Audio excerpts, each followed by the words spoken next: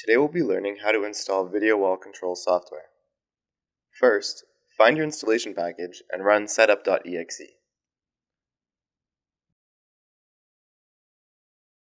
Then you'll follow the wizard like you would for any other program.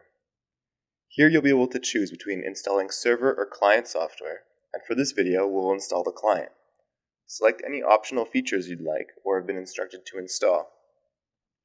Select to install for all users or just this user.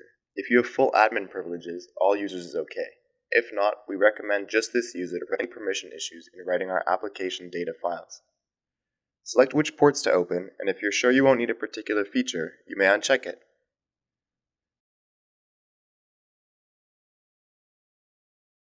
Let the software install and start up, and you're ready to connect to your VuWall.